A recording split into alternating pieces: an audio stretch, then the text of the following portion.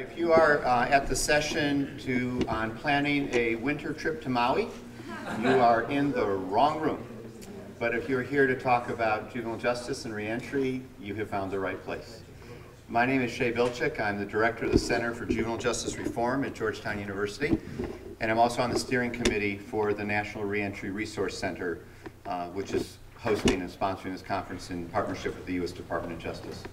I'm delighted to be with you and to be part of this discussion, which is looking at as the PowerPoint has indicated, an integrated cross-systems approach on reentry issues as juveniles come home into their communities. I want to thank Leah Kane, who's here in the room, who has been working in partnership with me and our entire committee in constructing a lot of the support work around this. Leah's behind that beam, so unless you step forward, you won't see Leah. But she's just absolutely been terrific. And obviously, we have picked a very nice spot to hold this gathering.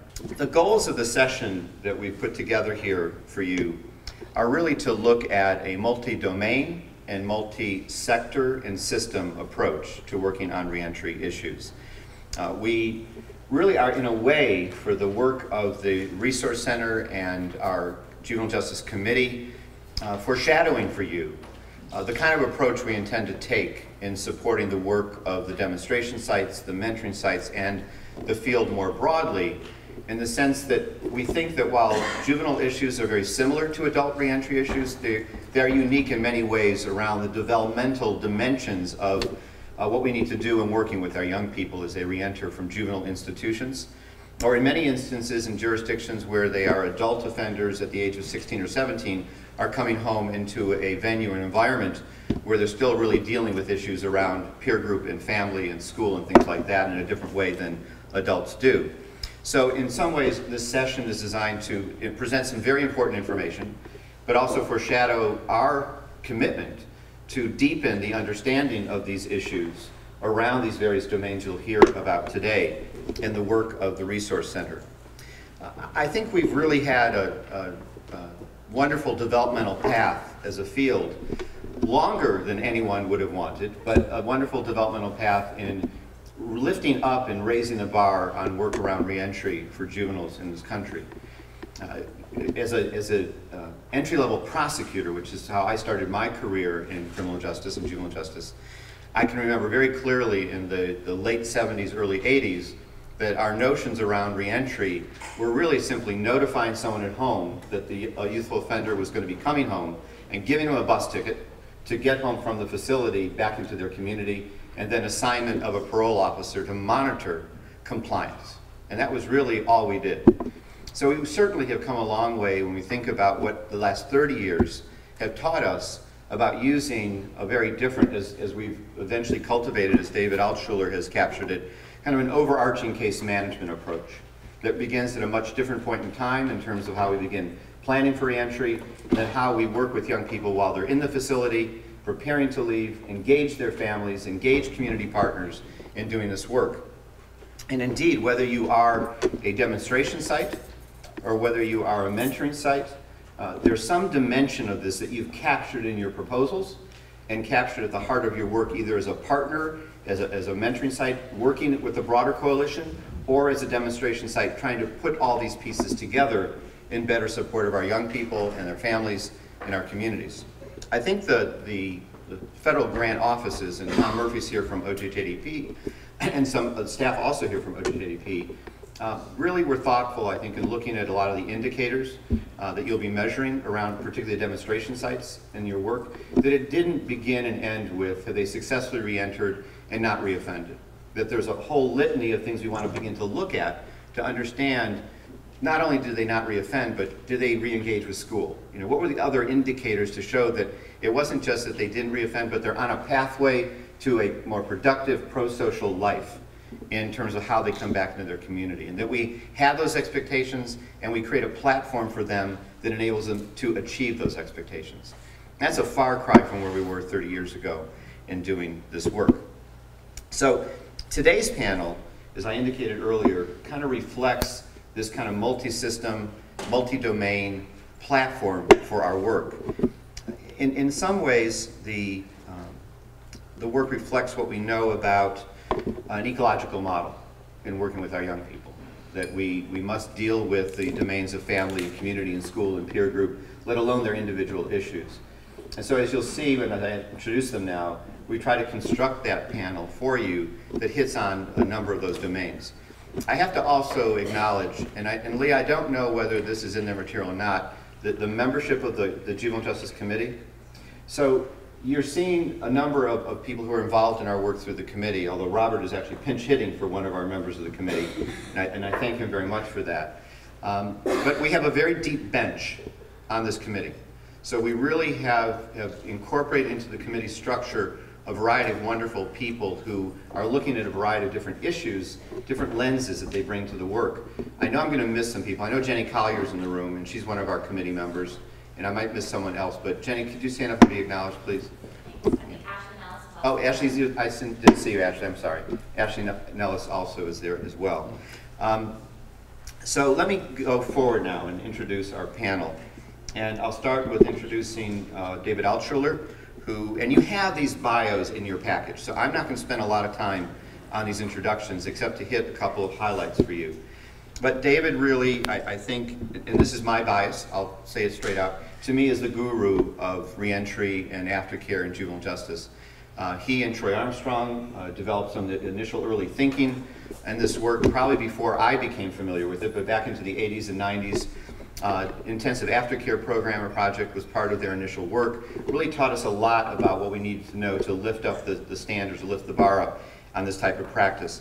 In that work, he worked with OJJDP and multi-demonstration site project, where we did learn a lot. He's currently working with DOJ through the National Reentry Resource Center, Department of Labor through the reintegration of ex-offender project. So David is on our project and is working closely with me on the committee and overarching in terms of working with the sites. Rich Hooks Wayman is a senior youth policy analyst at the National Alliance to End Homelessness. He has done work in this area for a number of years, belies his youthful appearance. Authored the Minnesota Runaway and Homeless Youth Act and the Minnesota Youth Advancement Act, significant pieces of legislation in Minnesota.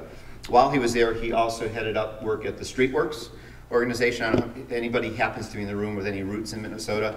Some terrific work, street-based outreach for young people who are homeless or runaway in Minnesota. And much to the chagrin of the National Alliance to End Homelessness, Rich will be going back to Minnesota to do more good work in this domain in the next number of months. Peter Leone is at the University of Maryland, a professor of special education. Peter and I first crossed paths when he began directing the National Center on Education, Disabilities, and Juvenile Justice. Really one of the foremost thinkers on this educational issue, both correctional education and issues around reentry in education. And I'd be remiss not to mention that Peter is part of our certificate program at Georgetown, where we bring public agency leaders into our center for a week of intensive study on key issues around juvenile justice and child welfare, and does a module for us on education, and recently completed a paper co-authoring with Lois Weinberg on meeting the unmet educational needs of children in the child welfare and juvenile justice systems, which I believe we're posting on our website with the Reentry Resource Center. And then last but not least, we've got Robert Kinscherf, and he is a forensic clinical psychologist. He's Director of Forensic Studies, the Massachusetts School of Professional Psychology, and Senior Associate at the National Center for Mental Health and Juvenile Justice. And I have personally gone back into the 90s with this National Center, near and dear to my heart as a partner on this, originally from OJJDP, and really has lifted up a lot of great work around how to better meet the mental health needs of young people in the juvenile justice system. Who you will not see as part of the panel, and it would have been pretty crowded anyway, is Carol Shapiro, who is the Associate Research Scholar at the Institute for Social and Economic Research and Policy at Columbia University. Some of you may know Carol's work at Family Justice, or before that at La Bodega. A lot of great work that she did around family-related issues and how we engage families and young people in better understanding the networks in which they're engaged that could help support them when they become enmeshed in the juvenile justice system. When we planned this panel, Carol warned me that she would be on a flight back from Scotland that would get back into New York early yesterday, and then she would take a late train to DC. So her plane arrived in New York at 6 a.m. this morning, delayed out of Scotland, and she emailed us indicating that if she was 25 years old, she probably would get on her train and come down now, but she's no longer 25, and therefore she's going to bed. So I am going to be Carol Shapiro for this session, and she did send me an email early this morning, as did one of her colleagues through the Vera Institute, describing some of her material. It was a long-winded run-on sentence that was 2 pages in length, which is what you get at 6 in the morning when you're sleep deprived, but it was completely coherent. So I will be able to present her material without any problems at all. So that was my asking for forgiveness if this first part doesn't go exactly the way we intended it to go. So let me proceed. These are our speakers. They have this PowerPoint in their materials? Yeah, okay. So family engagement, Carol Shapiro. So actually, before we get to that, let me start with some comments. And this is really the work that Family Justice has done in the juvenile domain over the years, which is how to respect the fact that we need to work with our young people and their families from a strength-based perspective. To not look at the young people and their families only from the pathologies, only from the deficits. How do we identify those strengths and build upon those strengths? And one of the ways we do that really is to make sure we engage youth in understanding what their networks are in which they live, those domains, but more specifically those networks. So what's their peer group network? What's their family network? What is the community social network in which they might be engaged or were engaged before they were put into placement? And then to use that as a starting point, recognizing that the youth themselves are really the experts in their own lives to build our plans. I saw this in many of your applications that I read for this grant through the federal government, that you respected this notion that we needed to engage and plan with youth in quite a different way. But to look for those natural connections and to make sure we don't get stuck in the pathologies, but look at the strengths is, I think, one of the basic tenets and themes. And then how we can best support them when they come home to negotiate or to navigate those relationships. Identify the ones that are the most pro-social and build on those, but also understand that by looking at the kind of eco-mapping or genome-mapping that Carol has espoused to Family Justice, that we understand the ones that do indeed present pathologies and that help them how to navigate them. And I think this is really a change in our thinking that Carol's work really has helped to advance. And that I think we had a notion that we could simply keep our young people away from the bad influences. And that we would just say, we're going to point you to the pro-social, we're going to monitor that you hang out with the good people, you're at the club, the Boys and Girls Club, you get your mentor from whichever organization locally will provide your mentor, and you'll be okay. And I think we learned this in child welfare, and now we're learning it in juvenile justice. That we don't keep kids away from those negative influences. Even when we try to build strengths into those pathologies, we don't keep them away. They're going to go back to those places, and they're going to actually connect with those people. And I think one of the things that Carol has spent a lot of time working on is how do we help them navigate those relationships, to help them deal with those relationships, because they are going to be there. So in child welfare, this notion that when a child is never reunified and ages out of foster care, they somehow will not go back to find their birth family. Nonsense. They're going to go back. And those families may still have all the pathologies they had before, which is why they were never reunified. But so how do we help them navigate? Same thing in juvenile justice. So some overarching comments on Carol's presentation before we get into the stuff that I don't understand nearly as well. So here is the eco-map that is used by Family Justice. And by the way, you're going to see the notation on here, the Vera Institute of Justice. So Family Justice does not exist as an entity anymore. And Carol has gone on to Columbia, and the work that was embedded at Family Justice has now been taken over by the Vera Institute. Do we have anybody from the Vera Institute in the room? Okay. But it's really a great organization and a great home for this work. And they have taken on 2 staff members from the Family Justice Organization, and they will be working very closely on these principles. But here you can see the idea of the eco-map. How do we identify the social capital to be leveraged in the youth world? Now, I'll mention a tool that's not on here, but the Family Justice, now Vera, has advanced a juvenile relational inquiry tool that is to be used by the organizations that are in contact with the young people to begin to create this kind of eco-map and understand what are the networks the young person's involved in? So a different kind of questioning. So it isn't just an intake interview. Well, tell us, who your relatives are. Tell us what school you were at. Tell us your 3 best friends. It's a level of inquiry that helps the young person tell their story about their day-to-day life and how they live it and who's connected to it, who they turn to when something good happens to share that good thing that happened, who they turn to when something bad happened to share that, who they don't want to know about it, who, if they felt at risk, in danger, who would they turn to for protection. You begin to develop this kind of eco-map for the young people to understand how we institutionally, and when I say institutionally, it's institutionally writ large, begin to work with the young people both as they come into our institutions and as we plan for the reentry, and then work with them, as David would indicate, in this overarching case management way once they're back in our community. So this is the kind of eco-map that they would construct in terms of the people. And so when you think about how you use this tool, friends at the facility, unit staff, this isn't a one-shot deal.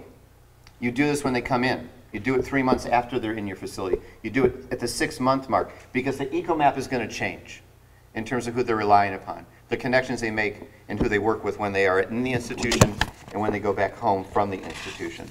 And this is really an attempt, I think, to shift the power of the conversation with young people, where we're not telling them as much, this is, who we've identified as important. We let them have more of that power in identifying their network and doing this kind of work. And then when you do that, you end up creating a genogram.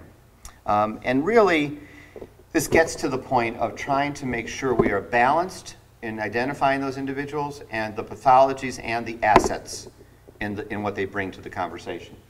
So this is where I'm in beyond my pay grade, okay, to be honest with you. What I can tell you this reflects, though, is that once we've identified all those people in that network, we want to understand what those people bring to the table.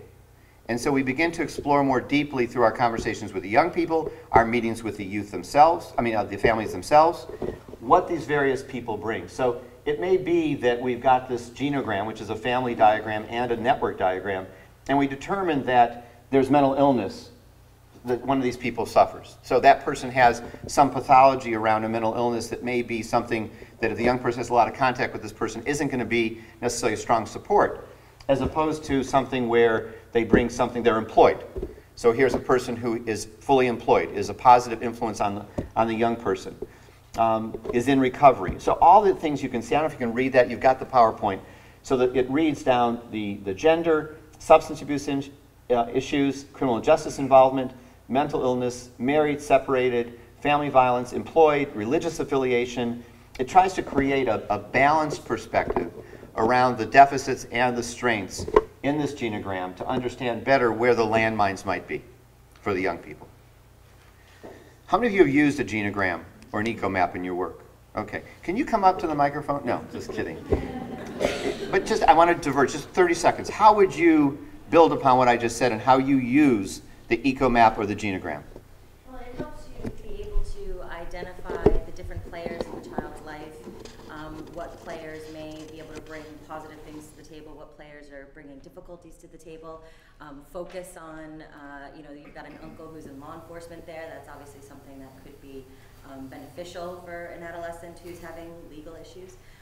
If there's mental health in the family, knowing the history of the mental health, if it's hereditary, being aware of it, that sort of thing. So right. It just brings a lot more information to the table to work with. So you're not just looking at a blank palette. You have more information. Right. And the gentleman next to you, what would you add to that? Pretty much the same thing.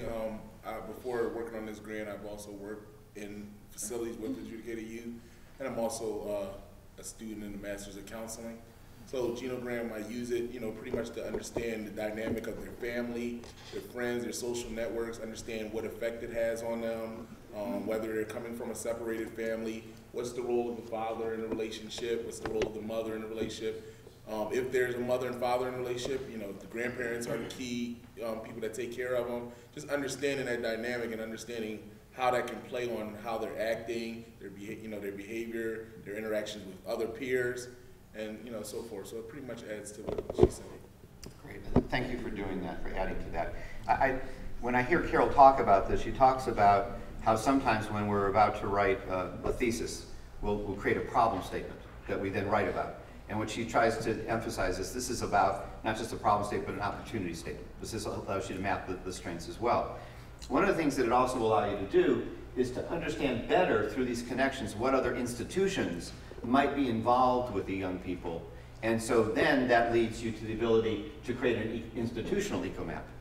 So now, to avoid the kind of challenge that many young people face when they're under supervision in probation or parole, and they've got multiple systems involved with them and their families, they're being pushed and pulled in a variety of ways. So what are those other institutional involvements? How do we, I mean, the classic example for me is that I was in an unnamed state, and I was talking to their institutional staff, working with the kids on behavioral health issues. And that staff was involved in planning for their reentry and aftercare.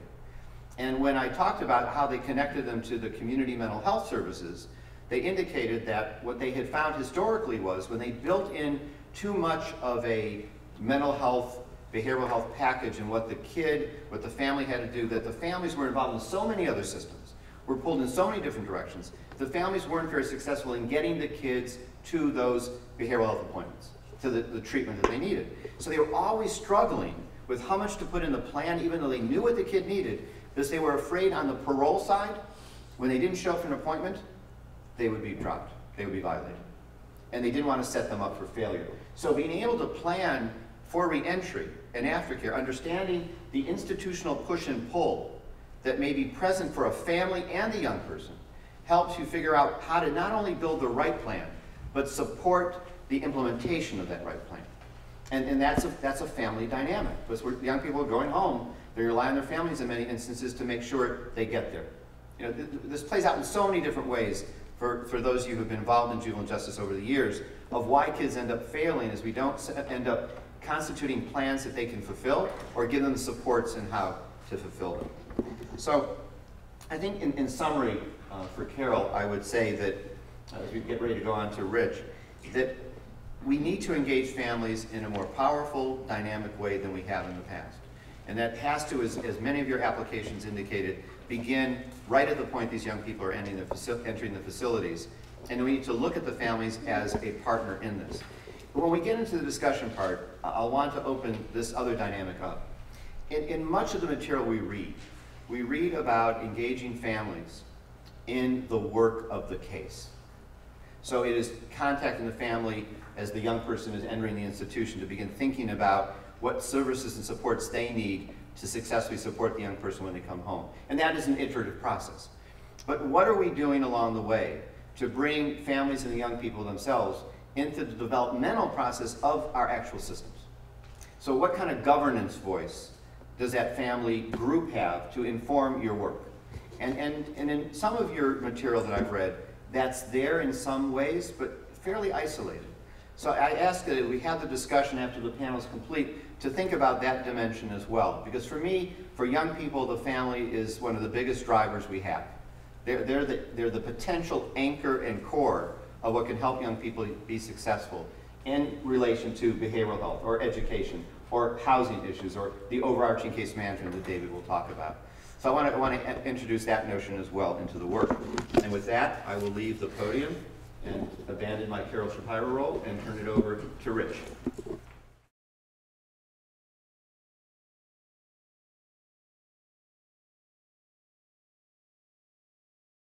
Good morning, everybody. My name is Rich, and I work as a youth advocate at the National Alliance to End Homelessness, and we're a nonprofit organization here in Washington, D.C. that actually believes that we can end homelessness, and we believe that we do that by advocating for housing, which is kind of an odd concept for some people. Having said that, I have the privilege to really talk about two topics today. Number one, I'm going to talk a little bit about youth engagement, and then I'm going to talk a little bit about youth housing, which I think should be one of the components of any reentry plan and trying to build the supply of youth housing in a jurisdiction. So the first thing I'm going to say about youth engagement is that I think I'm talking to the choir here, because I think anytime you talk to a youth service community, people that are working with youth, you typically talk to adults who get the fact that you need to engage youth. But let me just step back from a second and start this conversation from a historical perspective. It's hard for us to realize sitting here in the 21st century that our conceptualization of youth and children is different than what it was even 200 or 300 years ago. The United States has a long history of having juveniles recognized in our laws.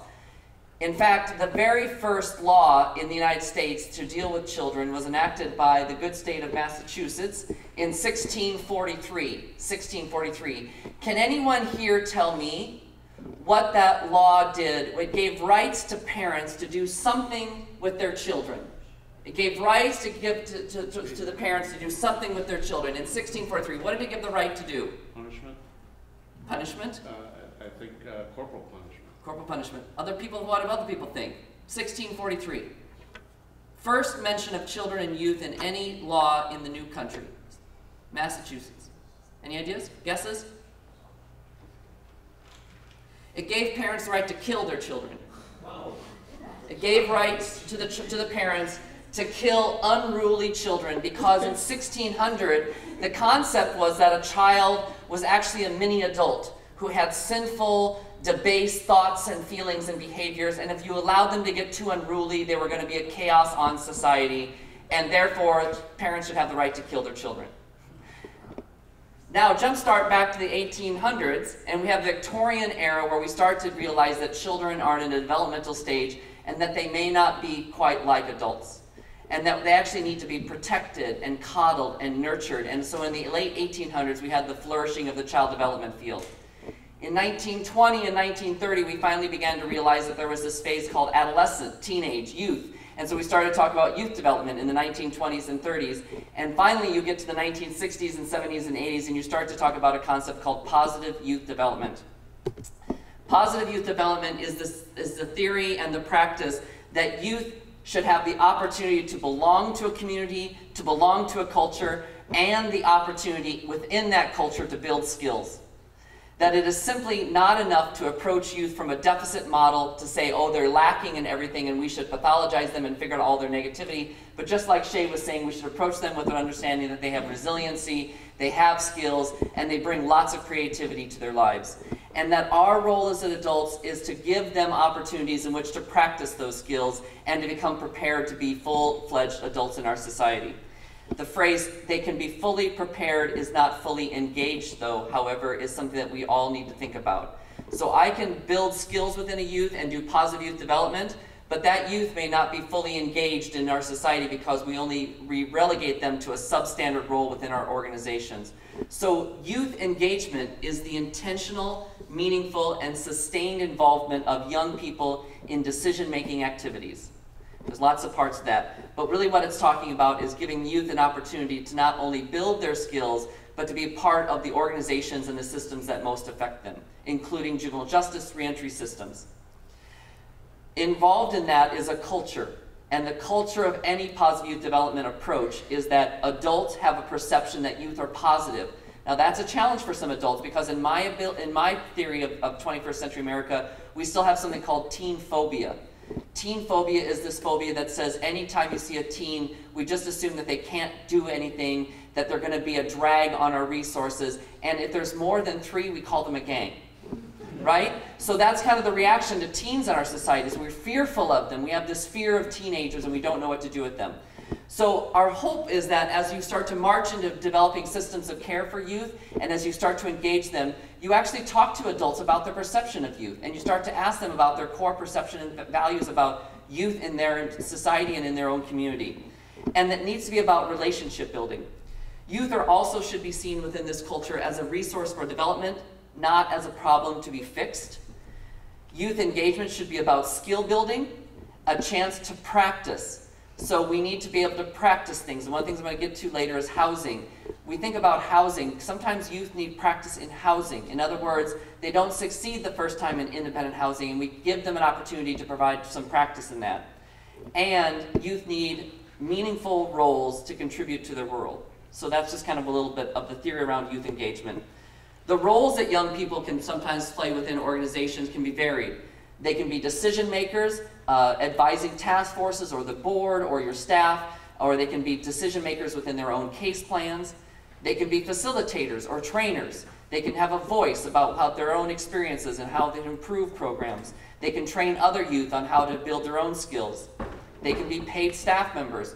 I used to run a street outreach program for kids that were in crisis on the streets, and we used to employ youth ages 16 to 20 to actually be peer outreach workers with us on the streets, because believe it or not, what a youth would tell their peer is really different than what they'd tell Geeky Rich who was carrying a backpack, right? You know, so the conversation was different with them, and it was excellent because that flow of communication is what we needed. And they can be advocates for themselves and advocates for their peers. So there's a lot of different roles that youth can play in kind of providing integration and engagement within your system. There are, of course, benefits to youth engagement, a lot of benefits. Youth can provide a fresh and real perspective on the services that you hope to employ.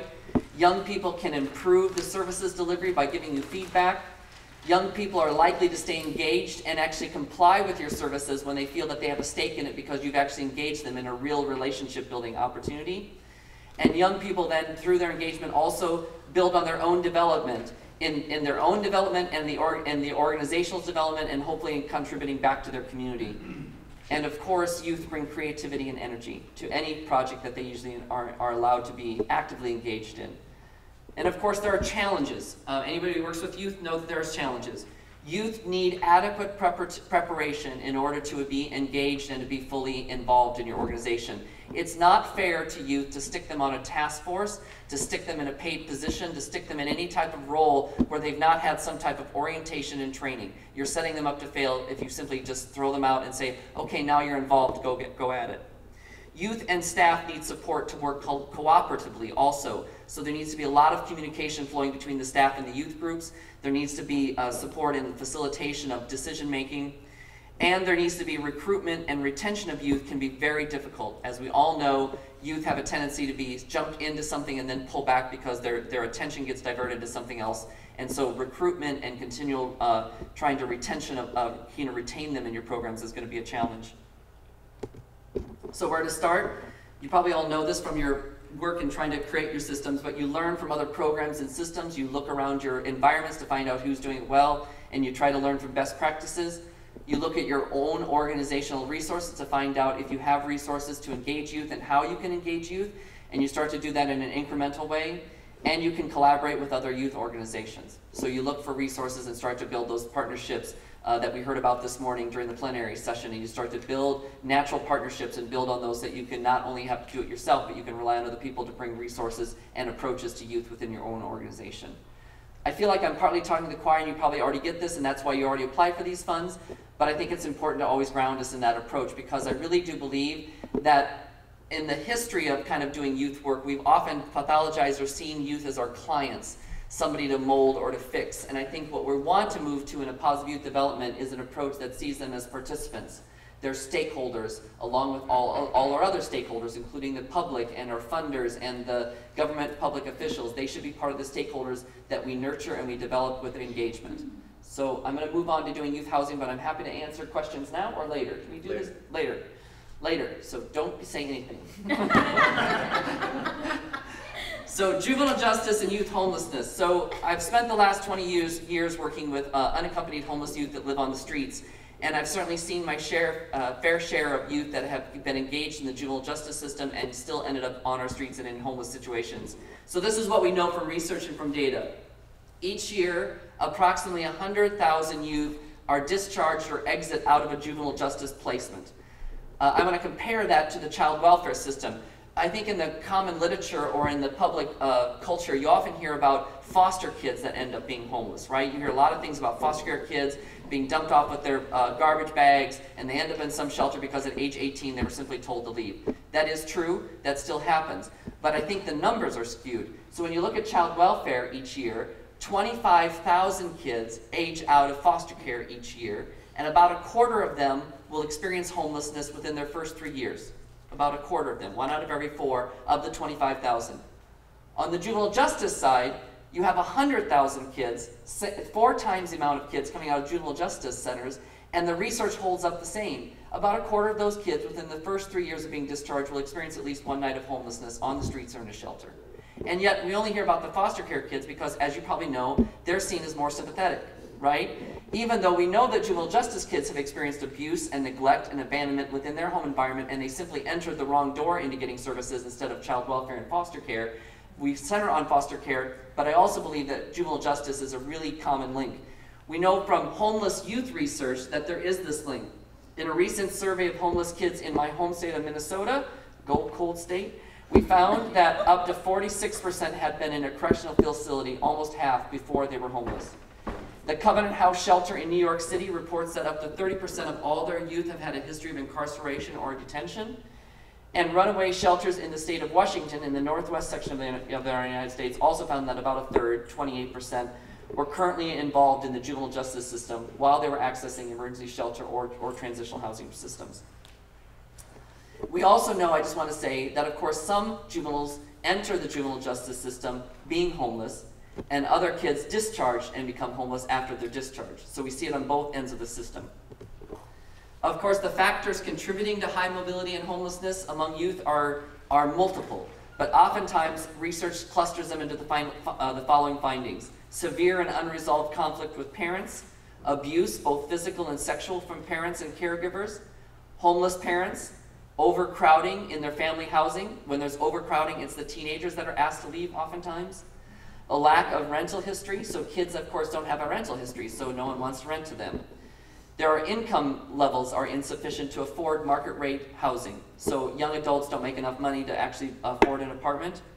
They have of course criminal juvenile justice histories, and they have deficits in independent living skills. Those are all barriers and contributing factors to youth homelessness in the United States across all populations. There are, of course, youth housing programs that are designed to interface and provide residential stability for this population. But I want to step back and talk a little bit about the data, which isn't in this slide. So, let me ask you this: how many kids run away each year in the United States that we know from data? Under 17, minors. So when I talk about youth, by the way, I talk about 12 to 24. And so I kind of talk about this range of kind of transitional. But if I only look at the minors, 17 and younger, how many run away each year? Guess. What do you think? You can talk now. 300,000. 300,000. Low. 300,000 is low. What's next? 500,000 is low. Millions low. 3 million is too high. So it's 1.7. 1.6 to 1.7 million teenagers, 17 and under, will experience at least one night of homelessness on the streets, in a shelter, in an abandoned building, someplace they're not supposed to be sleeping, at least one night each year. If you look at all teenagers across their entire adolescent development, it's about 1 out of every 5 teenagers will experience at least one night of homelessness. So I go from 1.6 million. How many do we actually contact on the streets through our street outreach program? So there's these federally funded street outreach contacts. How many contacts do we make each year? Of that 1.6 million, how many? 700,000. About 700,000 contacts we make on the streets. How many do we actually shelter? Of that 700,000 that we find in the streets, how many get to a shelter bed? 43,000. 10%. How many get to a housing unit? An actual youth transitional housing unit. 700,000 on the streets. I get to 43,000 in shelter. How many get to actually a housing unit? 3,700. So it's about 1% actually get housing support. And that is the supply of youth housing in the United States across all 50 states. About 3,700 units of housing. And that is primarily funded through 2 major grants. One through, I'm going to get to this, Health and Human Services has a grant, and HUD has a grant. And there's some good news on that because new money's coming down the pike, so keep listening, I'll give you some good points. Okay, so what are the components of typical youth housing? When I talk about building a youth housing program then, for these 3,700 kids, what does it usually involve? Well, it usually involves a rental subsidy, so helping the youth subsidize their rent. It typically almost always involves some type of supportive services, a caseworker, a youth advocate, some kind of case manager position. It involves a positive youth development approach. So what we're doing in that housing is we recognize that these kids come to us with abuse and neglect histories, and oftentimes many deficits to them achieving residential stability, and our job is to engage them and to provide them with skill building while they're in the housing, and to allow them to practice and to allow them to get easily into housing and very hard to be kicked out of housing. That's the positive youth development approach. These are typically small residential settings. We don't tend to warehouse kids in large apartment complexes of 200 units. There is a program actually in Ireland that houses 240 kids together. But here in the United States, the typical housing unit is about 8 to 12 to 16 units of housing, so it's smaller, or it can even be scattered, which means that I give you a rental assistance voucher and a case manager, and you can find an apartment in your community, and we'll track you wherever you can find housing. Does that make sense? So it doesn't have to be one building. That's called scattered site housing. And the focus of youth housing is typically around residential stability, keeping them housed, and tying them to education and employment so we can build the skills so they can provide for their own housing as they transition into young adulthood. Of course, there are different types of housing models. There are host homes at the top of my circle. Host homes are where an adult opens up their home for 6 months to a year to allow a transitioning youth to stabilize in their host, as a host home. There is a shared home. A shared home is typically where I live in a small residential home with 4 or 5 bedrooms and a shared kitchen facility, and there's live-in staff in that shared home. Typically like a group home, but obviously I'm not forced to live there. It's a rental subsidy. I get to learn living skills and I get to form relationships with my peers. There are supervised apartments, which is where I design an apartment building. It may be 12 units, it may be 20 units, but that entire apartment building is geared towards youth development housing. There's 24-hour staff available typically in these supervised apartment buildings, and there's opportunities for educational advancement. Then there's scattered site, which I talked about. That's where you go to different locations and you just let them find an apartment through a rental voucher. And then there's just having your own lease. Obviously, there are young people that have their own lease, but sometimes we need to allow them opportunities to get to that. So the one thing I want to tell you about youth housing is, it's expensive. So when I did a survey and said to people, how much does it cost to design a youth housing unit to actually supply youth housing across a year? It's about $25,000 a year between operations and capital and administrative costs. So it's less than foster care, which is typically around $35,000 to $40,000 a year, and certainly less than incarceration. But it's still $25,000 a unit. So if I was going to take 50,000 kids off the streets tomorrow and put them in housing, I need $1 billion. Does that give you perspective? Right now, they only fund youth housing each year through the Health and Human Services Department at about $35 to $40 million. And I need $1 billion just to fund 50,000 kids off the streets. So the reason I say that is this. Some kids should be targeted with specific housing models. Some kids will need very intensive supportive services because they have an ongoing disability, they have an abuse history, whatever their issue is. They're going to need a lot of wraparound support services, and they're going to need permanent supportive housing or transitional housing with a lot of services. On the other side of that equation, there are some young adults who are almost making it. They're working part-time, they're going to school, they have this history, they need access to their first apartment, and what you can do is provide them with financial assistance or a shallow subsidy that doesn't follow them forever, but you get them in that apartment with a one-time financial first month's rent and security deposit. I know this sounds crazy, but when I was doing street outreach, we used to work with homeless kids, and we would give them checks for $1,500 to get them into an apartment, and we tracked them. 95% of them never came back to us. Now, we targeted those towards the kids that we knew kind of had it going for them. Had a little job, had some schooling. We didn't do it to the kids that had long-term disabilities or that needed a lot of support services. But what I'm trying to tell you is that as you're designing these reentry programs and you're thinking about housing, I think what you guys think about is, oh my God, I can't afford an apartment building, or I can't afford a supportive housing program, or I don't even know how to apply for that grant, right? Sometimes you don't need to design an entire housing program to do housing. Sometimes you just need small pots of financial assistance. Does that make sense? And you find collaborative partners to do the housing on the outside. Okay, let me just go on. Where do I get the money then to do housing? Well, there are three major federal sources for youth housing funding. HUD, Housing and Urban Development, HHS, the Department of Health and Human Services, and the Department of Labor has Youth Build, which has a component of it to actually do housing within that program. So there are some resources, and the one I want to point to right now is this one here is funded at about $115 million a year. Very tiny. It goes to all 50 states, but it's an excellent program. If you're looking to build transitional housing where a kid can stay up to 21 months provided with rental assistance and supportive services, you should apply for housing to the Department of Health and Human Services. But these grants are very, very competitive. Does that make sense? They're very competitive and very hard, and you're probably going to need to look for some collaborative partners to help you get involved in that. HUD provides up to $2 billion in funding for their McKinney program, which includes, this is this one and this one, homelessness prevention and rapid rehousing and the McKinney supportive housing program and the McKinney shelter plus care. These are $2 billion. And the good news I want to share is that another $400 million is coming down the pike in the next 2 years. So if you're thinking about doing youth housing, this is the year to start planning, and next year is the year to start going to HUD to something called the Continuum of Care, which is the local planning process where you'd start to design housing projects and to start to get them funding. I know that sounds like a lot, so where do you go? So kind of how do you do this? You collaborate, you try to find who's doing youth housing in your community, and you start to try to build partnership with them and say, I need to have specific housing opportunities for these kids that are re-entering the community from juvenile justice placements. You explore a wide range of funding streams, and you start the housing discussion early. Given the fact that housing is the platform from which we achieve stability and future development, I think it would be irresponsible for any youth reentry program not to consider housing from the get-go. You have to figure out a way to link to housing, in my personal opinion. Where do you get some help? Well, you can get an overview of youth housing models at the National Alliance's website, where I work at endhomelessness.org. You can receive some training and technical assistance from the Runaway and Homeless Youth Training and Technical Assistance Center, which is at the University of Oklahoma. And you can get some seed money from the Coalition for Supportive Housing. They actually help you develop housing. So hopefully those are some partnerships. I have a tendency to talk fast, so I wanted to get through all that, and then we can take questions at the end. Hopefully that's helpful. Is that good? Very good, thanks. Good morning. My name is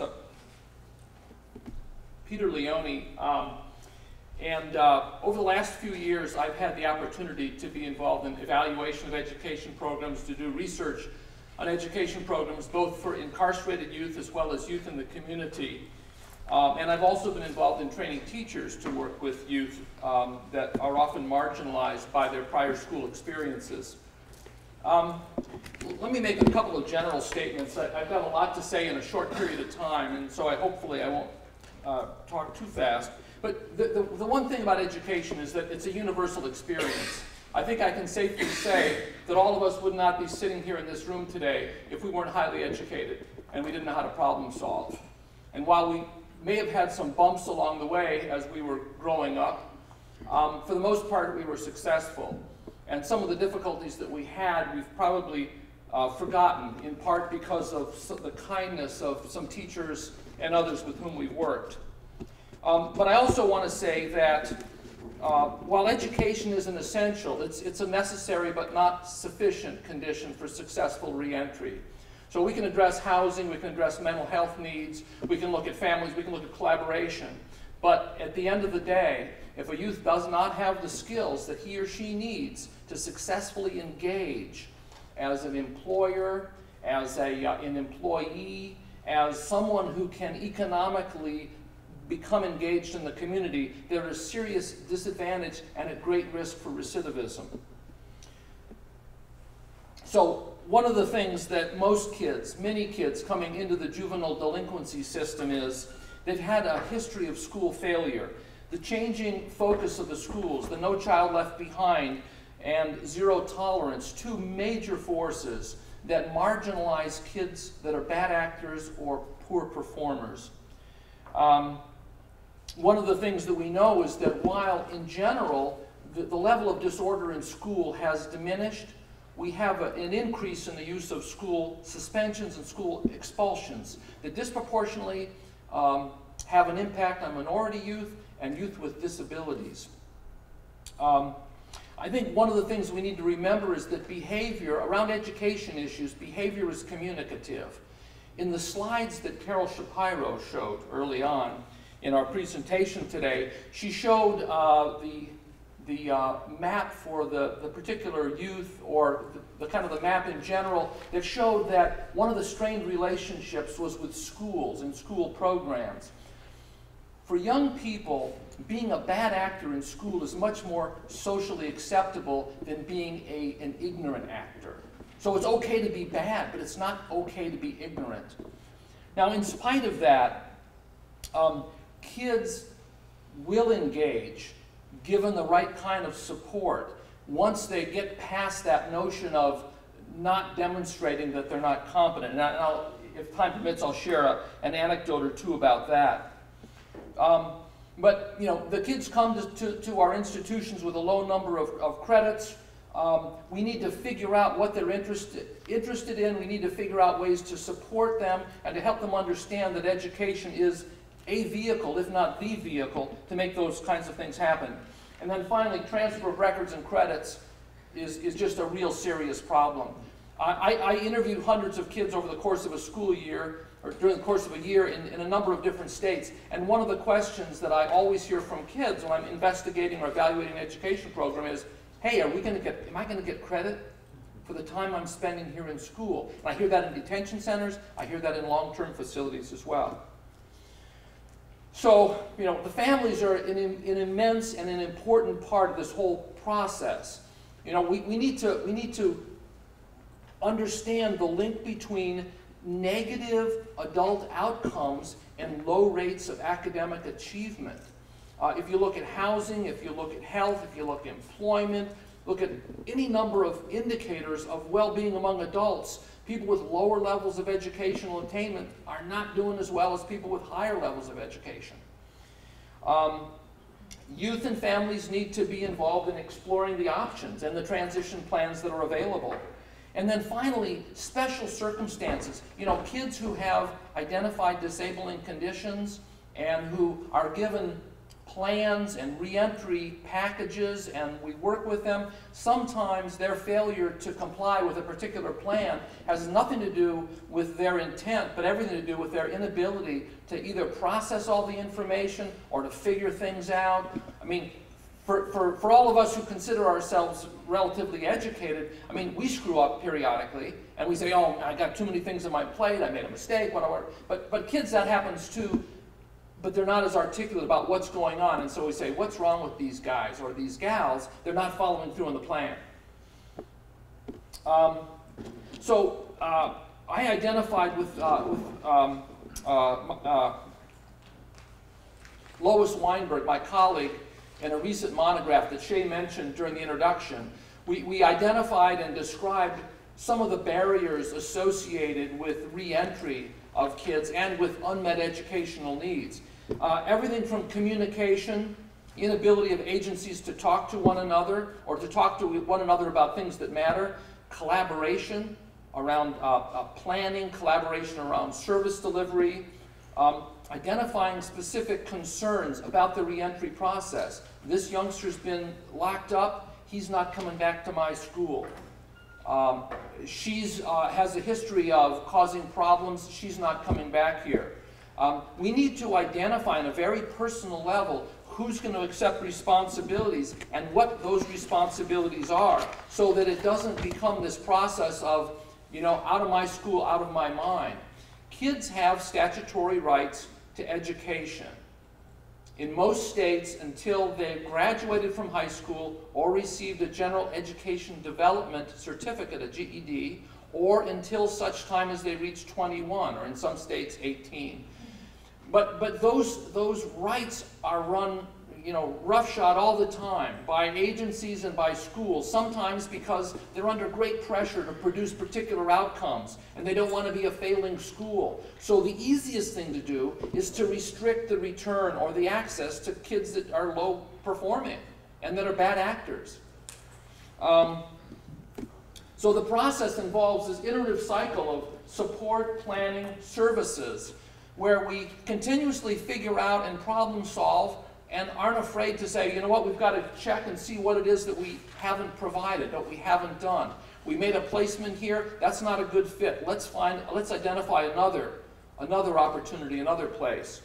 One of the things that I've experienced over the course of 20 plus years in this kind of work is that I really never met a kid who, when given the opportunity to become a more competent reader, to become more competent in math, to learn more about his or her world, wouldn't eagerly take the opportunity to do that. When kids act out and they say all kinds of bad things about school and educators and the mothers of people who do those kinds of things, it's because they're not competent and they don't want to show that they're not competent.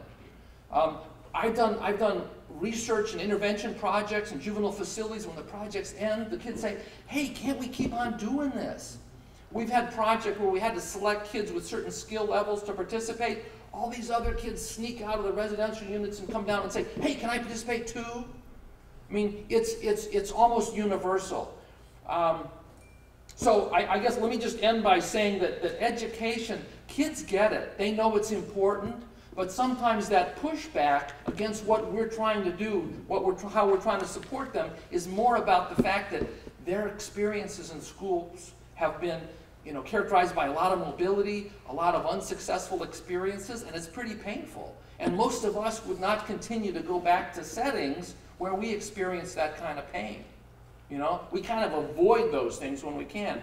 Education's universal, kids are entitled to it, so we just have to figure out a way to provide support. For additional information or resources, I suggest that you go to the Georgetown Center for Juvenile Justice Reform to look at this monograph called Addressing the Unmet Needs of Children in the Child Welfare and the Juvenile Justice System. Thank you.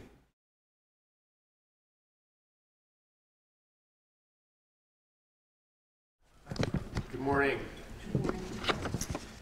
You know, I know it's wrong of me, but I have to confess, as the current owner-operator of an adolescent male, known as my son, when I heard Rich's observation about the statute in Massachusetts passed in 1643, it occurred to me, and I know it's wrong of me, that I should probably try and convince him that that's still on the books, because that's where we live.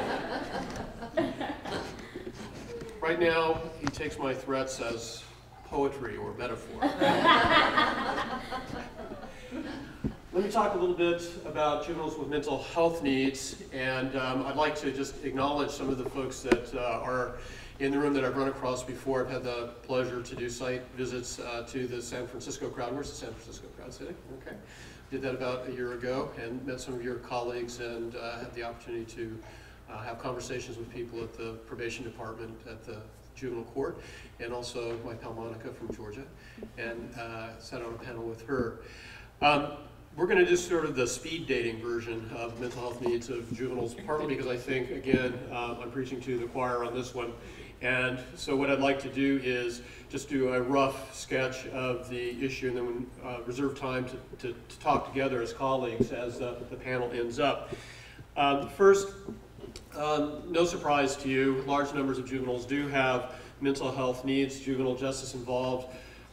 Youth are disproportionately amongst the numbers of kids who have diagnosable and treatable mental health disorders. The research is pretty consistent. 65%, 70% of youth with juvenile justice system contact have a diagnosable mental disorder.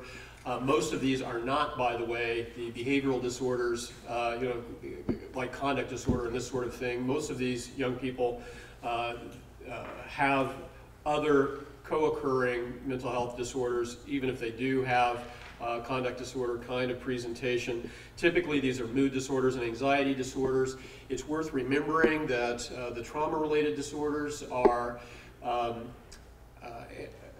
in the classification of anxiety disorders, and it's probably no wild surprise that kids who are disproportionately from child protective services and then sort of go through the status offense cycle and then into juvenile justice are amongst the kids who come in with treatable anxiety disorder. They may not all reach the criteria for PTSD, but many of them have quite important, difficult trauma adaptations that are not well captured diagnostically in the current system, which may be captured better in the DSM-5 if they decide to adopt the developmental trauma disorder, but really important for us to understand in terms of their mood regulation, their perceptions of threats, their hypervigilance that may be misdiagnosed as attention deficit hyperactivity disorder when really we're watching hypervigilance rather than frontal lobe dysfunction and so forth. Also, quietly in our crowd, and again, I'm sure you know, and I'm preaching to the choir, kids with major learning disabilities, which is one of the reasons why they often have challenges in school, sometimes diagnosed, sometimes not diagnosed. And of course, many of the interventions with children rely on language as a primary method of communication. If you are a child with a receptive or expressive verbal learning disability and you try and communicate with them primarily through language, particularly if you are an annoyed adult who's speaking like I am, rapidly and frenetically, we're pitching to a weakness with them. There's also increasing evidence that youth with important cognitive disabilities, especially in the mild MR range, are overrepresented in juvenile justice contacts. And and also in homeless populations and in kids who are having trouble with school.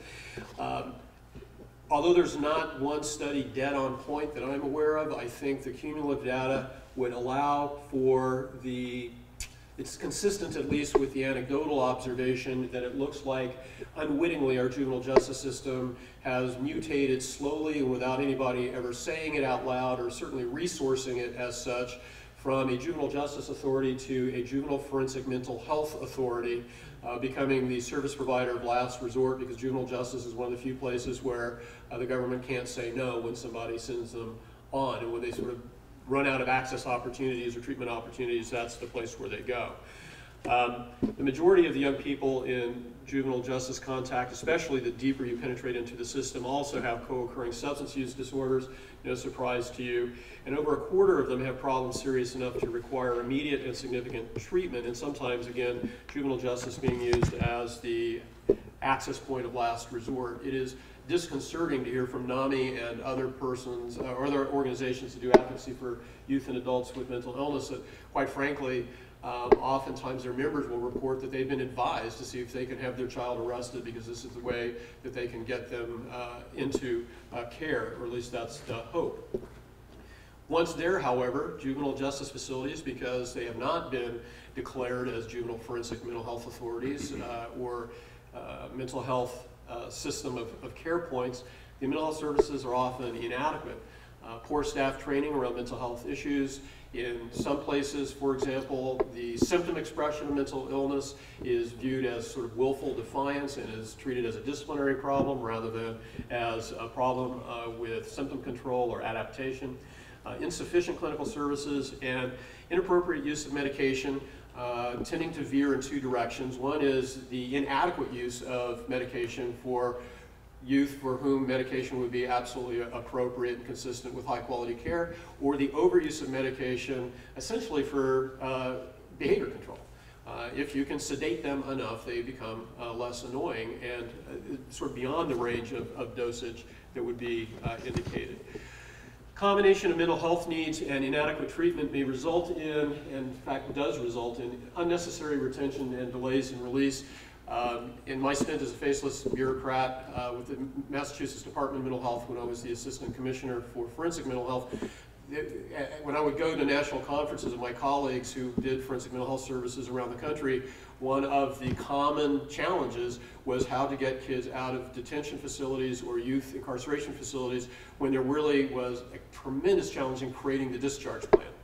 Give me your standard issue car thief and I can have him out. You give me a kid who at least periodically looks suicidal or looks like they're not thinking in a sort of clear, correct, connect the dots kind of way, then all of a sudden the challenges become much greater.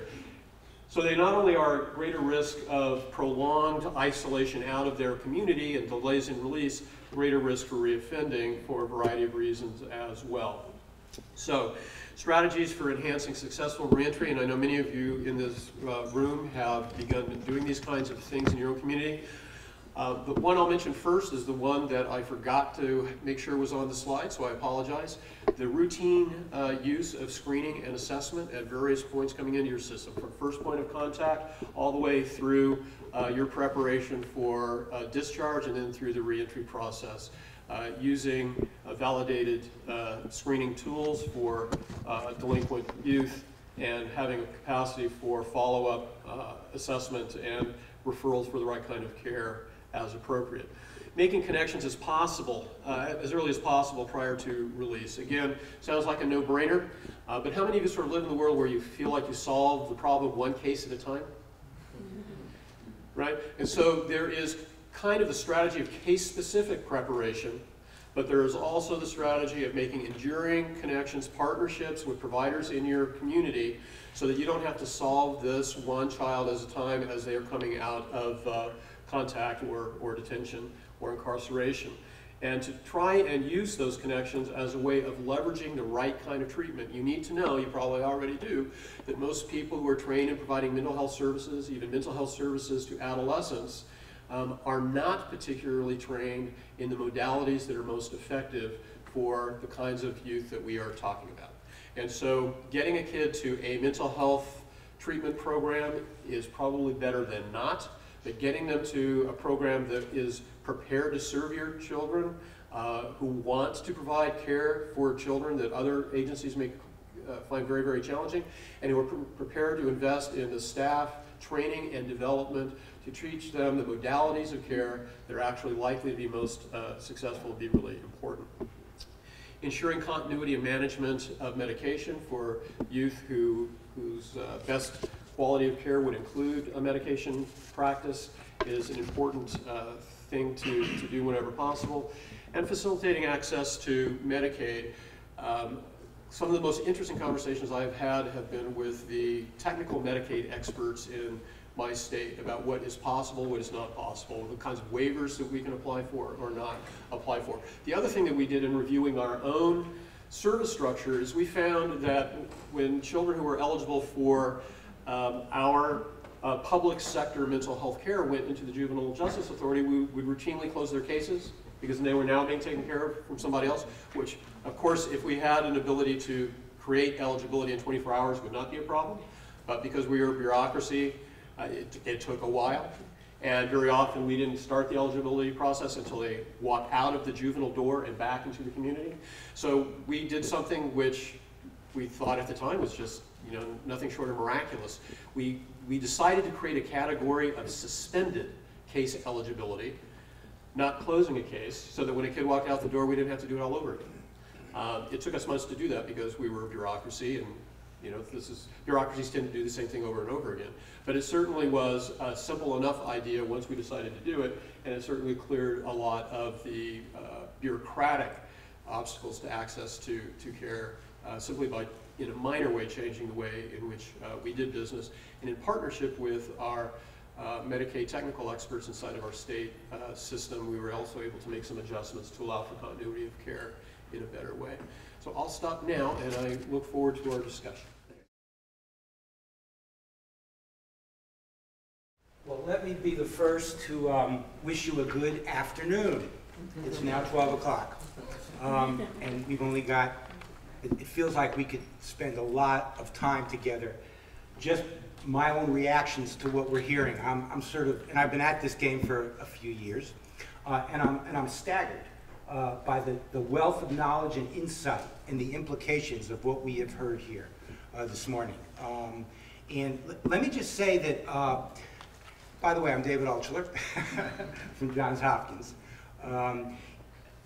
Let me just say that what I think we've heard across these domains is breathtaking in its wisdom and its insightfulness, and it's leading us to implications for what we need to do. And all we've done is go through some but not all of the domains. That's not all of them, and it's been done very fast. But if we think about it, of course, it's more than just the domains, the substantive domains that we've heard. Because we have to overlay on all of this. We're moving these kids from intake to correctional facilities, from correctional facilities to the community. And sometimes what that means is we're going from state agencies to local agencies. It means that we're going from, at some level, we're going from agencies that are involved with executive branch, but we've got decision makers and people involved with parole boards, with community corrections boards. We've got folks that are basically involved with parole or probation. It may be the same agency, it may be a different agency. We've got public providers, we've got private providers. We've got multiple public systems at different levels. That is why this issue about partnership and collaboration is going to be key.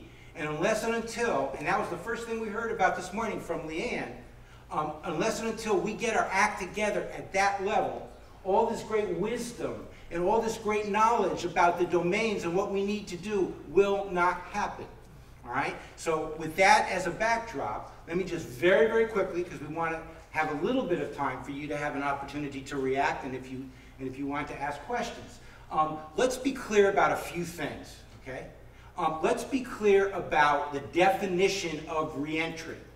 And what you can see from this first slide is that it focuses very heavily on preparation for return to the specific family, the specific community, the specific place that this young person is going to go to. Now, of course, that may well change over time. But we have an idea at the very beginning, at least some people do, as to where they're likely to go back. And even though that's going to change over time, we need to work with these young people with regard to their thinking about where they're going to go back, and begin to work with those places they're going to go back to see if it's realistic or not, and to sort of figure that one out. And that's only going to happen if we start that at the very beginning. So this thing about reentry or aftercare, whatever you want to call it, starts at day one. I'm serious about that. And that's not just something that can happen later in the game. It's got to happen at the very beginning, when these kids go into these out-of-home placements. Secondly, making arrangements and linkages that are going to be in a position to address known risk and protective factors. We heard a lot about positive youth development and strengths. And it seems to me that if we're serious about that, we've got to be able to figure out how we're going to tap into those strengths, as well as how we're going to help to equip our young people with the skills to deal with the challenges that they're going to face. How is that going to happen unless we get the groups, the organizations, the mentors, the faith-based community on board early on, beginning to focus on these kids in these cases? It can't happen, I would submit to you, late in the game, not shortly before release into the community. It's something we've got to be working on at the very beginning. And if these kids are going to placements out of state or within state, but very, very far away, or to a place that has their own thing, they're doing their own thing, and you don't have any control or involvement in it, then we need to go back to square one and rethink this. Because if we're serious about it, we're going to have to get this done and started very early on. Finally, with regard to when these young people go back into the community, supervision and services, we're going to have to need to think about both. Some of these kids are not going to need high levels of supervision, as in surveillance and monitoring. Relatively low levels may be fine. They may need a lot of service delivery. They may need a lot of support. They may need a lot of work with regard to helping them with positive youth development. But that doesn't mean that they need high levels of correctional supervision. Because if we provide that to kids who are relatively low risk for reoffending, not that they might not be at high risk for other things, but they're at low risk for reoffending, we're going to be making our problem a whole lot worse. And I'm sure you all know exactly how that comes about. Let me just suggest to you that the purpose of this particular slide is to very clearly enumerate all of the stages from the point of admission to an out-of-home placement, to the latter stages of being in that placement, to the initial stages of reemergence into the community, to longer-term involvement in the community while the youth may still be on some form of supervision, and then finally, the longer-term normalization. Justice is no longer involved. And what I would suggest to you is that what you need to be thinking about with regard to all of the partnering agencies and the various workers that are going to be involved is, what are they doing at each one of these stages? And if they're not doing anything, is that really what we want to have in place? It may well be that they don't get activated until later. But let's make sure that if that's what's happening, that that's a conscious decision that we're making from a program strategy point of view. The final thing that I want to talk about, and I'm going to do this very, very fast, but just a couple of really quick points that I want you to be aware of, because we have learned an enormous amount over the last couple of decades focusing on this within the juvenile justice community and world. With regard to assessment and classification, let's be careful. We're going to have young people who are going to be in our programs who are going to be relatively low risk for reoffending, but are potentially going to be very high need. We need to be extremely careful about that population, because if they're going to get high levels of correctional monitoring and surveillance, and we're going to deal with some of the inevitable problems they're going to have, we're going to be setting ourselves up for a big problem, because there's going to be lots of infractions. There's going to be lots of noncompliance, because we may have a lot of conditions that are attached to them, and some of those misbehaviors are not really markers for getting into trouble with the law, but other problems that they're having. Let's be very, very clear about when we're talking about a group of kids, some of whom are at relatively low risk for reoffending, that we don't go overboard and we very carefully calibrate the amount of surveillance and monitoring that's going to happen from the parole or the probation or whoever it is who's tracking these young people when they go back out in the community. Let me also say to you that it's going to be important to understand that some of these young people are not going to be high on criminogenic need factors, but they're going to be high on other needs. Some of those other needs we've heard discussed. Does that then mean that they shouldn't be a priority for us, particularly if we're being pushed in the direction of showing recidivism reductions? What does that mean in terms of who we want to give priority to or not? So let me submit to you that maybe one way to think about this is high risk coming in, and then once they come in, you'll have to make some additional assessments and determinations about among those who are not really at the highest risk for reoffending, so that those who are going to get the most supervision and surveillance, and others will get much less. All right? Individual case planning from a family and community perspective makes us realize that no matter how good our risk and need assessments are, that ultimately that's all established at an aggregate level. But individual variation is quite great. And we're going to know a lot more things at the individual level once we have these young people in our programs. So the individual case planning has to involve family and community, and we heard a very nice discussion of that. And it's going to have to go way beyond whatever we initially learned about assessment that happened earlier that qualified this person to be in the program. Because now there's going to be a whole new range of factors that we're going to have to take into account. And those things are not necessarily going to be clear from assessment and classification at the entry point. Okay? This is going to happen later. On surveillance and service mix, I've already made the general point. Let's be very careful that we calibrate that. They may be high need, they may be high non-criminogenic need, and let's make sure that we work with our partners on the corrections side, because we know what happens when we get into the corrections world with technicals and revocations and zero tolerance and trying to make a point of so that other people will realize what we've learned and not learned. Graduated responses, absolutely key. It's insufficient to only have a graduated sanctioning system. What we want to do is to try to prevent sanctions from being used, which means the reinforcement is a way to not have the infractions to begin with. Sometimes if you explain it that way, people who are a little bit reluctant to go the route of graduated reinforcement are a little more open to it because they think, well, why would we do that? They're here to be punished, not to be rewarded. Well, hey, if we can prevent them from having the infractions to begin with, then that will be infinitely more powerful, because then we don't have to worry so much about graduated sanctions. And then finally, brokerage and linkage. And the brokerage and linkage sort of gets us back to the very beginning. We've got to be very concerned about the fact, beyond the domains, that these kids are moving between levels of government, between decision makers that are coming out of the judiciary, coming out of parole boards, that are involved with community corrections, institutional corrections. Sometimes it's more difficult to get institutional corrections and community corrections on the same page, let alone to get service providers from the community and community corrections together. So that's just a very quick sort of synopsis of what we have in front of us, taking the points that were made with regard to the domains and the substantive issues and applying them to what is on our plate for developing and implementing a reentry program. Thanks so much. I guess probably with Richard and Peter, for your older adjudicated youth, what is the best strategy on like the workforce development? Is it stacking education first, then work, or frameworks where you have work and education linked on the sustainability and success? I know all youth have to be treated as individuals. However, like if you were to look at cohorts longitudinally, what is the best strategy? And I guess either GED and diploma plus, either GED and diploma plus industry-based certification mixed with that too. So it's really two separate questions, but maybe you take a stab at it. Sure, it's really, you know, it's hard to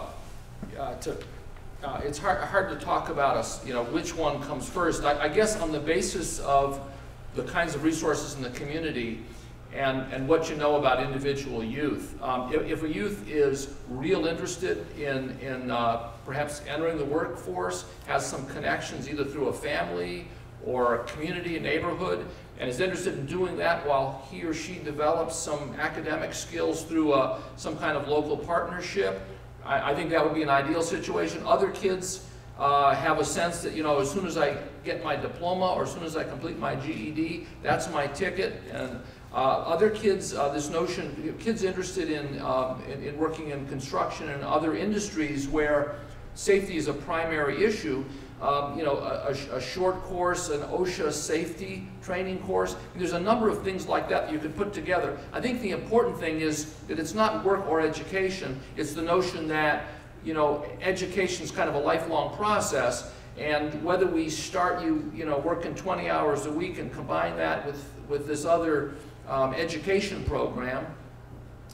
either way you go, the idea is that, you know, this is how we do it as adults as well. I mean, all of us at some level have engaged in some form of ongoing or continuing education after we left the academy.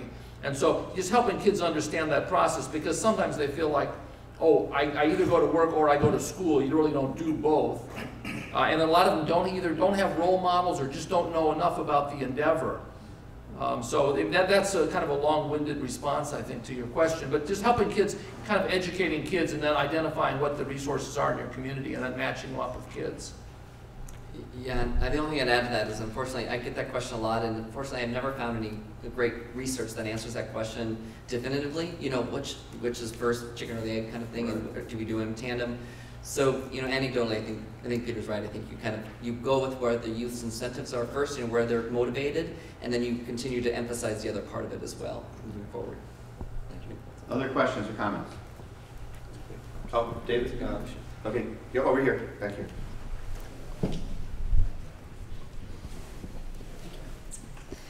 I'm a juvenile probation officer in New Hampshire, and with the second chance money that we've gotten, we've created a program that has identified kids who are at risk in the juvenile justice system for residential placement.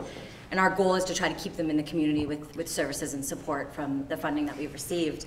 And this is kind of a school/mental health question.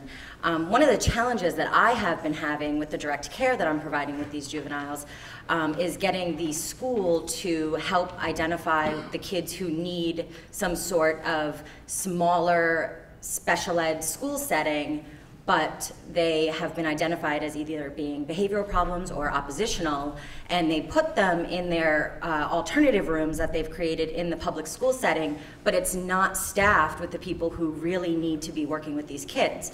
So I'm referring them for special ed evaluations, I'm having them assessed, I'm at the table, I'm fighting for them, trying very hard to get them identified so that we can get them out of the public school and into some sort of alternative school where they can get support.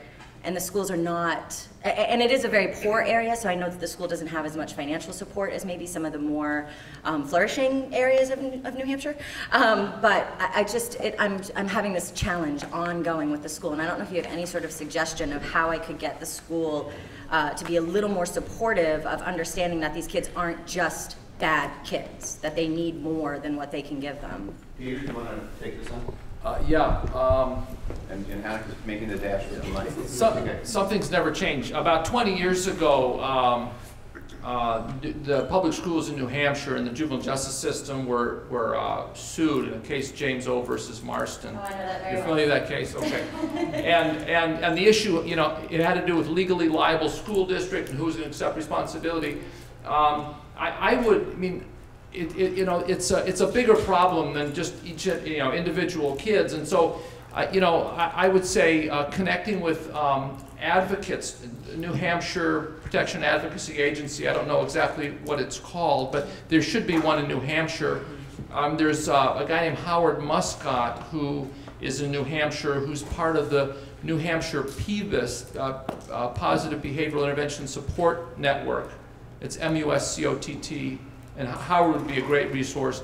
And then also in Dover, New Hampshire Legal Assistance, Alan Linder is involved in issues in adult corrections, but he would know some of the folks that could help you ferret this thing out. I don't know about whether you have regional cooperatives in New Hampshire like they have in some other states. I know you have a lot of very small school districts, and that's part of the problem. But I mean, on a grander scale, you know, the issue is what's best for our community. And sometimes the school district thinks what's best for my school, as opposed to, in a larger sense, what's best for the larger community. And clearly, excluding these kids from school or kind of shunning them off into these dead-end classrooms or programs is not the way to go. A little bit of inside baseball for New Hampshire. If you have a child who has an identified psychiatric, cognitive, or developmental disability, they may be eligible for legal representation through the Disability Rights Center in New Hampshire. And if you have a case that you're particularly concerned about, within the Secretariat, the Secretary's Office of Health and Human Services, you might want to contact a gentleman named Egan Jensen. You know Egan, who's amongst his current jobs right now is to try and create a system that will identify youth at high risk for out-of-home placement or transition into adult eligibility of various sorts. And he's very interested in sort of the systems issues. So you might be able to sort of ask him to intercede on a case-by-case basis if you really get jammed. I want to just add to this really quick because we're going to run out of time. This is about rebalancing power. So the kids on their own aren't going to have the power at all. Your individual program may not have the power.